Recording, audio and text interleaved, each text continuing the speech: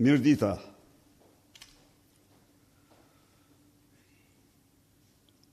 Made in Albania, shtyllë kryesore e Shqipërisë madhështore, kërkon një bujqësi të zhvilluar dhe një fermer shqiptar të suksesshëm.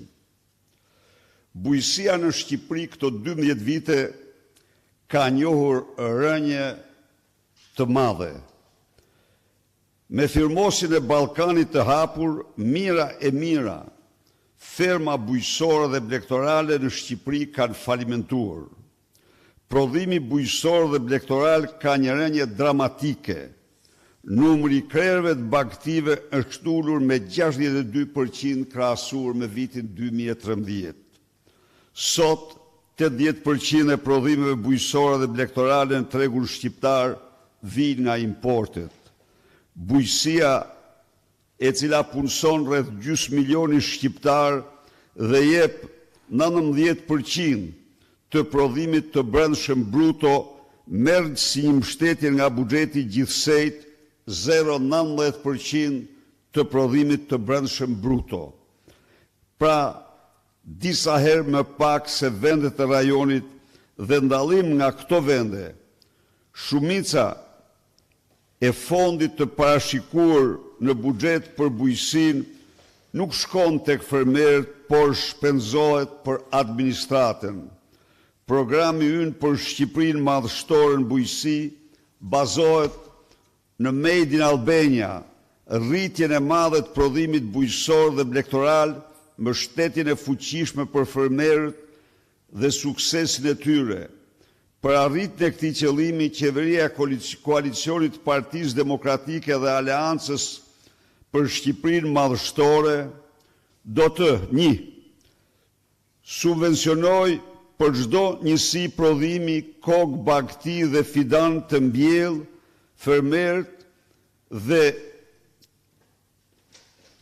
rritje për këtë qëllim e fondit për subvencionimin direkt fermerëve nga 5% e shpenzimeve buxhetore të shtetit në apo 31 milion që është de facto, se është 5,8, po tjerat i merr administrata, totali pra rritja nga 0,5 në 3,5, saq është niveli mesatar i rajonit. 2. Mbrojtje sezonale e prodhimeve bujqësore. 3. Dalje e menjëhershme e Shqipërisë nga Ballkani i hapur që po rënon prodhimin bujqësor dhe blegtoral shqiptar dhe zbatimi të gjitha detyrimeve që rrjedhin nga procesi i Berlinit dhe procesi i integrimit europian. 4. Karta e AIDIS do të jetë nimti i fermerit, mbështetje direkte, subvencion të sipërmarrësve në sektorin e bujqësisë, blegtorisë, ku çdo fermer do identifikohet me një NIP. 5. Të vëshëja në sektorin e përpunimit prodhimeve bujqësore do të jetë e njëjtë në shitjen dhe në blerje, jo siç është sot asimetrike. Kështu parat do shkojnë direkt te fermeri dhe jo te grosisti. 6. Nafta do të subvencionohet gjerë në nivelin e kostos. 7. Mbështetjet veçanta pa kufizim për fermerët në fushat prioritare të bujqësisë të përcaktuara nga qeveria, fushat e eksportit, fusha e blegtorisë, perimtarisë, pemtarisë dhe agropërpunimit. 7. Subvencionim i normave të interesit deri në masën 80% për kredit bankare kredit bankare në fushën e bujqësisë.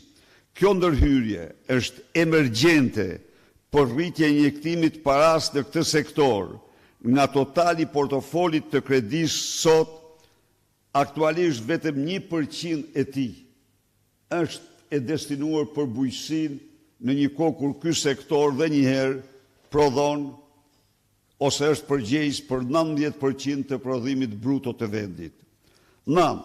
Zhvillimi i infrastrukturës bujqësore do të mbështetet nga investime thelbësore, veçanërisht në ujitje dhe kullim, ku çdo vit do të investohen një shumë rreth $70 milion me qëllim dyfishimin në 4 vite të sipërfaqes së ujitjes.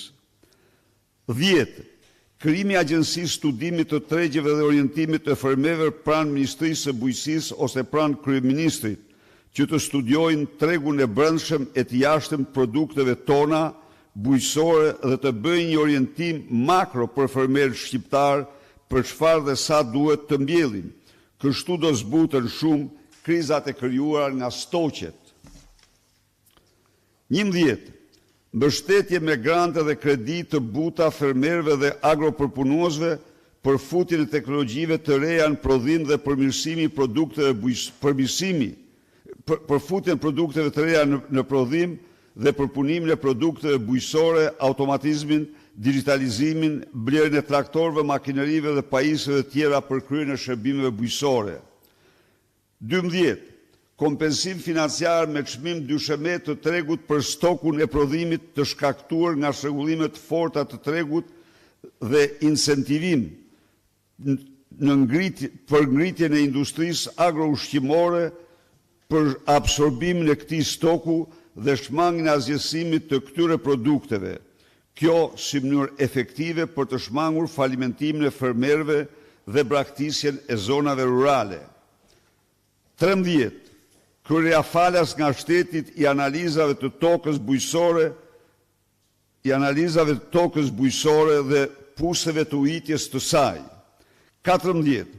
Garantim dhe monitorim të cilësisë së inputeve bujqësore, kontroll dhe monitorim i cilësisë së produkteve tona nëpërmjet laboratoreve të akredituara. 15. Rritje e sigurisë ushqimore nëpërmjet fuqizimit të institucioneve përgjegjëse, futjes sistemeve mbikëqyrëse sipas standardeve të Bashkimit Evropian, rishikimit në themel të kuadrit ligjor për abuzuesit e tregut që dëmtojnë shëndetin e konsumatorit. 16. Rritje e kapaciteteve laboratorike shtetërore me qëllim eliminimin me praktikave abuzive të qeverisës aktuale të kryerjes së analizave të kontrollit zyrtar nga laboratoret privat. 17. Ngritja e infrastrukturës për kryen e kontrollave zyrtare në pikat e inspektimit kufitar, pasi aktualisht mungesa e ambienteve karantinore dhe frigoriferike kompromentojnë drejt për drejt sigurinë e produkteve ushqimore të importuara. Zhvillimi rural do të jetë një prioritet tjetër madhor i programit ton për Shqipërinë rurale, ku infrastruktura e kësaj Shqipërie do të modernizohet në të njëjtën shkallë me atë të vendeve tjera të zhvilluara të vendeve të rajonit. Ky pra ishte, të dashur fermer, programi me cilin ne besojmë se rikthejmë në fushat, në serat, në tufat tuaja, në pemtoret tuaja, frymen e Made in Albania si krenari për ju, krenari kombëtare.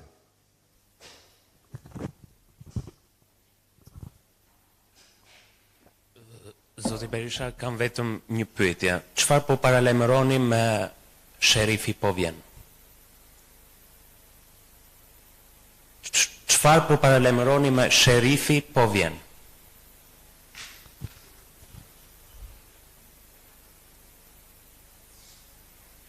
Tani, të lutem, unë jam i prirur, ti e din, se unë nuk bëj dialog me vetën time, ja ku jeni ju. Nuk bëj Edi Ramën. Nuk mund bëj Edi Ramën që të them se Eduardi që kam mendje me pyeti mua këtë pyetje dhe i po i përgjigjem asaj pyetje dhe atyre që e pyesin fansat. Ai bën këtë. Ai ka kaluar në një monolog unik, i tmerruar nga gazetarët, i tmerruar nga publiku dhe fansat e tij. Ai ka ndërprer çdo komunikim sikur të ishte